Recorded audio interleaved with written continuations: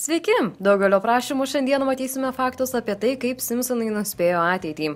Kadangi šis multikas tęsiasi apie 30 metų, daugumo faktų jau bus girdėti, tačiau viliuosi, jog video visiems patiks. Faktai nebus skirstomi pagal metus. Nepamirškite dalinti šiuo ar bet kuriuo kitu video, na o mes be ilgų kalbų pradėkime.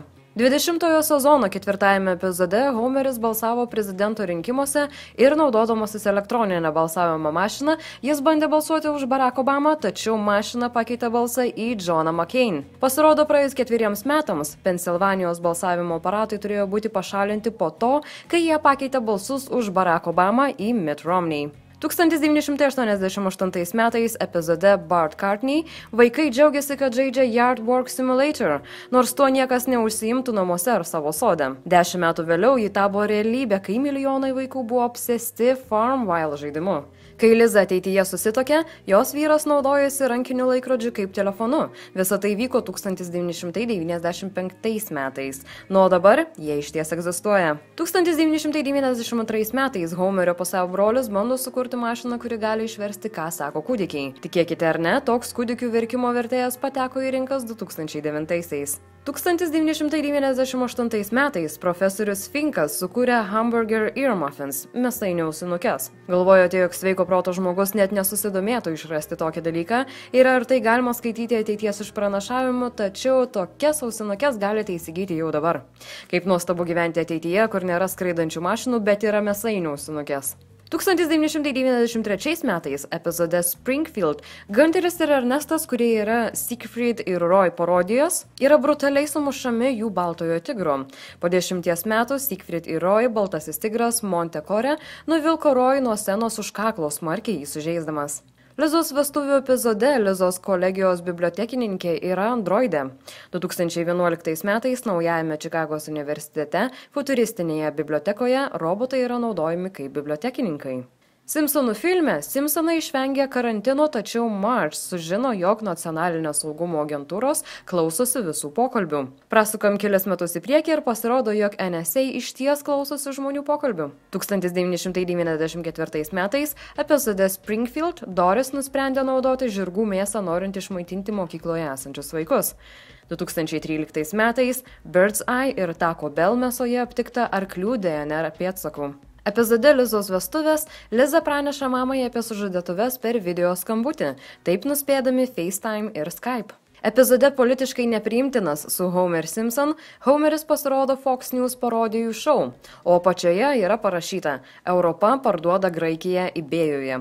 Po keliurių metų ši prognozė tapo pernelyg teisinga, išskyrus eBay. 2012 metais epizode Lady Goes Gaga Simpsonai prognozavo, kad Lady Gaga atliks Super Bowl halftime show, skraidančią ant aukštų laidų ir dėvėdama ilgus iki kelių batus.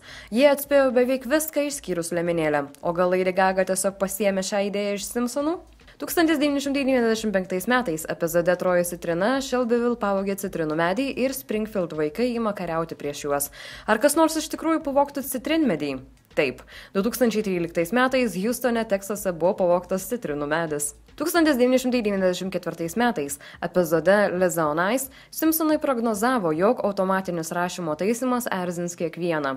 Naudodamasis Apple Newton, Dolphas mėgina parašyti sumušti Martin, bet jis išverčia jį kaip suvalgyti Martin. Epizode Liza seks Marge bando skaityti knygą Bartui pavadinimu Smalsus Džordžas ir ebolos virusas. 2014 metais Vakarų Afrikoje įvyko ebolos protrūkis. Sutapimas? Galbūt. Epizode Lord of the Dance Homeris ir Bartas bando pavogti Springfield mokyklos riebalus ir juos parduoti. 2011 metais $2000 vertės taukai buvo pavogti iš Bobby Tesler St. Louis Wingsco kompanijos Rock Hill, Missouri. Kai Homeris priima ūkį 1999 metais epizode AI, Homeris sukuria mutantinius pomidorus maišydamas juos su tabaku. 2013 metais šalia branduolinės elektrinės Japonijoje atsirado mutantų pomidorų. Epizode Evergreen Terrace vedliai 1998 metais Homeris nusprendžia tapti išradėju ir lentoje užrašo lygtį. Simon Sain, fizikas, teigia, kad Homerio rašto formulė numato Higgso bosono masę, taip pat žinoma kaip Dievo dalelę. Daugelis Simpsonų rašytojų yra matematikai, sakė Simon. 2013 metais parašęs knygą Simpsonai ir jų matematinės paslaptys. Epizode Brush with Greatness Simpsonai turi sceną, kurioje Ringo Starr įsipareigoja atrašyti visus fanų laiškus, net jei tai truktų 20 metų. Realiame gyvenime dvi moterys Anglijoje gavo atsakymus į Paul McCartney gerbėjų laiškus po 50 metų. Populiarus, bet dabar beveik išnykęs Guitar Hero žaidimas buvo išleistas 2005 metais. Tačiau 2002-aisiais Mike Jagger padovanojo Homeriui švarką su užrašu Guitar Hero.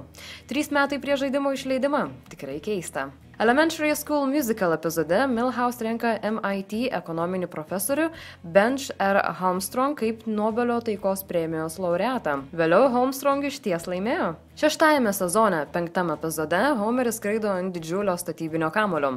Simpsonų filme jam taip pat tenka paskraidyti ne savo noru. 2013 metais Miley Cyrus padarė tą patį. Simpsonai mus įspėjo, mes turėjome matyti, kad tai ateina. Blinky yra triakė žuvis, visiems žinoma turinti trečią akį dėl netoliese išmetamų branduolinių atliekų iš Springfield elektrinės jėgainės. Tuo tarpu vėlesniais metais Argentinoje žvejas sugavo triakę žuvį, kuri buvo maitinama rezervuare netoli vietinės elektrinės. Epizode Bar to the Future Liza yra pirmoji moteris prezidentė, kuri privalo išspręsti biudžeto krizę, kurią paliko ne kas kita, o tuo metu Simpsonuose buvęs prezidentas Donaldas Trump. Šis epizodas buvo išleistas prieš 16 metų. Galbūt tai ir atrodė juokinga tada, tačiau dabar žmonės vis dar negali patikėti realybę. Žinoma, yra ir daugiau Simpsonuose įvykusių dalykų, kuriais galima skaityti kaip ateities numatymų, tačiau šiandienai tiek. Ačiū už jūsų dėmesį, nepamirškite dalinti šiuo ar bet kuriuo kitu video, na o mes kaip visada pasimatysime kitame. Bye!